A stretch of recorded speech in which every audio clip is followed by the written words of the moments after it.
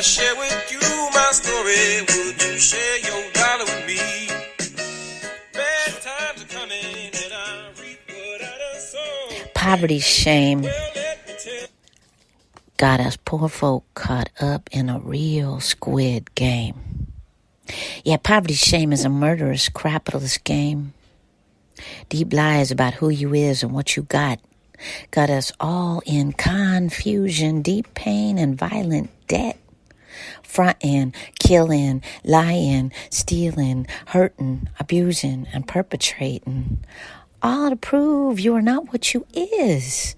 You are not that in-debt adult or that terrified, houseless kid. I ain't po', I got dough, I got a job, I got a home. You see my shoes, you see my hair, you see my clothes. From the island called hegemony, rooted in endless hoarding of stolen land and blood-stained money, taught, no shoved, down our collective throats from an early age, perpetrated by all the profit-making forces that need you as a wage slave. Need your labor, your time, your energy, your youth, and your collective mind. This is a sickness, and it must be lifted, and we all need to unwind, unpower, from the schools to the cages, from the scam lords to the money changes. Today's poem cast from a poverty scholar goes out to all my fellow poverty scholars caught so deeply in the lies of blood-stained dollars, blood-stained bucks. You can't even see how and where you are fucked up. You go to that seminar on how to flip that ugly house when you living in an ugly house. And you might be out if it gets flipped. Who look at houseless peoples like me and think quietly, that could be me. But say out loud, we got to increase those sweeps. Have no interest in political consciousness because what the fuck, I'm working hard to strike it rich on Wall Street.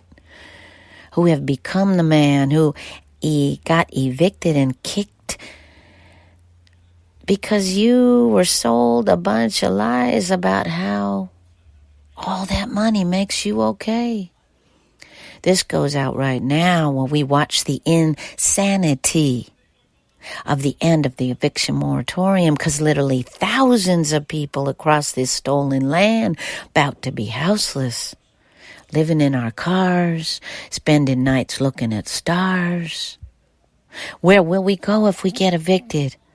Said Brother Julio, an elder currently living in an apartment in Oakland, unable to pay for the back rent. Julio just got an eviction notice and is only one of thousands in this capitalist struggle. But currently one of 15 people in our poor family, working class elders, disabled folks who are terrified of the violent system of eviction, and ultimately sheriff's knocks at their door. I just got a 15-day notice to pay $9,400 in back rent or quit. And my husband and I don't qualify for the rental assist, said Momi Palapas, poverty scholar and Poor Magazine family elder. One of the myths that these pile of tricksters keep throwing around is the idea that we can all apply for the rental assistance and we'll be okay, which is just more trickster and bureaucracy. I have sat with poor elders and families trying to apply for that money, and it's mind-numbingly hard. A multiple-page document that even this jailhouse tenant lawyer and other advocates struggle to get through. The Sons peeped me to the brutal new show Squid Game, about poor and working class and even middle class people so deeply in debt and or trauma of capitalism that they opted to enter a bizarre game that promised millions of dollars and literally murdered people in the process of this pursuit of money and supposed happiness because you got the money.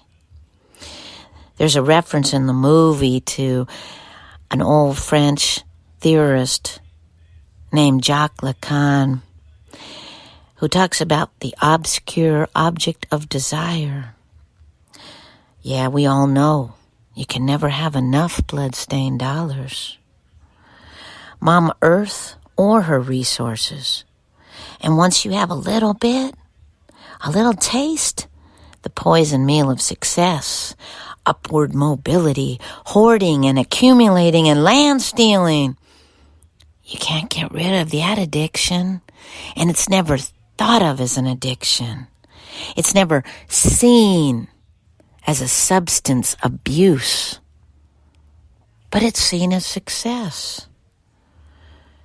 The robot-esque agents of this Squid Game accomplish a collective buy-in by all the terrified participants who have just been witnessing their family, friends, and comrades be killed in cold blood in a game. So they're terrified. But the robots drop a transparent piggy bank filled with billions of dollars, at which point everyone is conflicted about what to do. Squid Game just clearly illustrates that all across Mama Earth, from South Korea to South San Francisco, we are sold the multiple lies of accumulation, hoarding, and its related happiness, and deep shame associated with so-called failure. That if we work hard enough in krapitalism, long enough and hard enough and enough bootstraps, we will make it. One of the really sick parts of these lies is poor people hate and internalized classism and poverty shame that plague poor people for just being poor.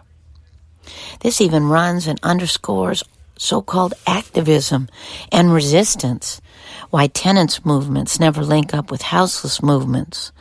We are different, say the tenants. We aren't those dirty homeless people. We are just decent working people.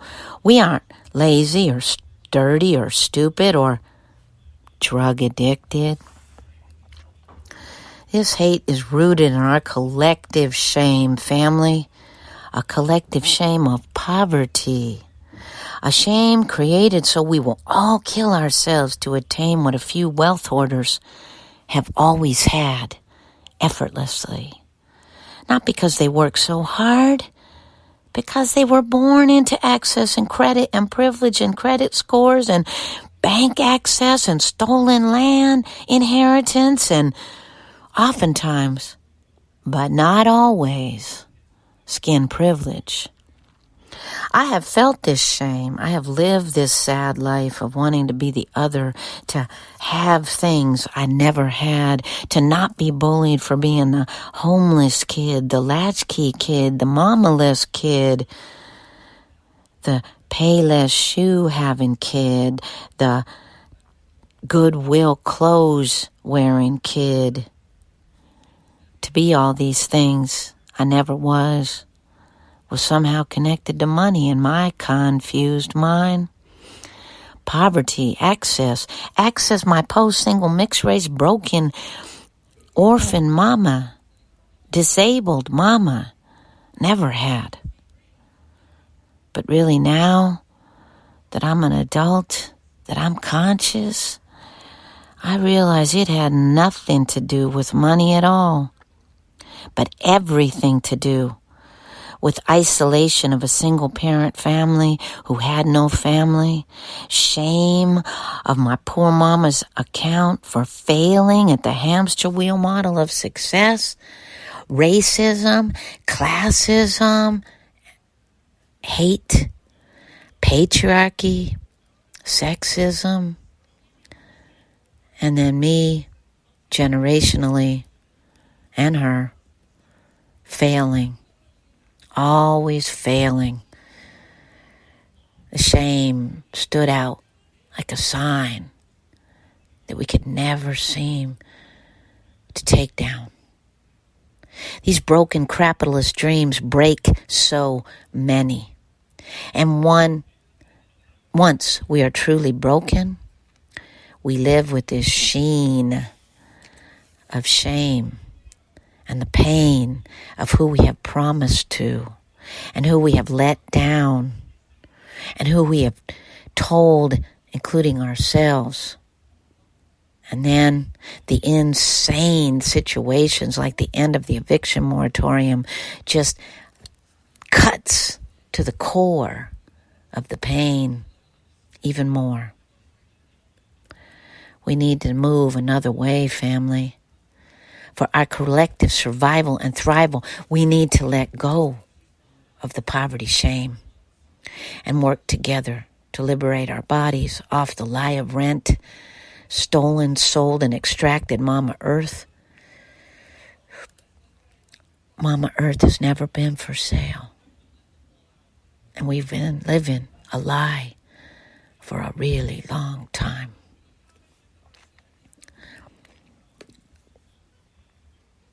You something, all that glitters ain't gold. Hey, hey, it's been a long old troublesome road, and I'm looking for somebody come and help me carry this load. I need